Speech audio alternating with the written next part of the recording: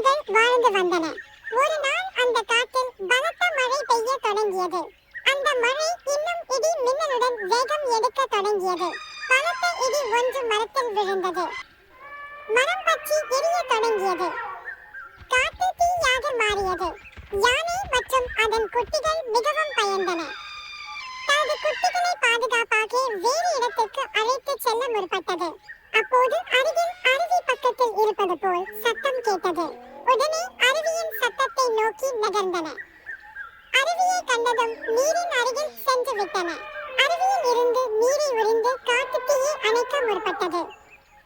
யானையின் முயற்சி வீண் போகவில்லை.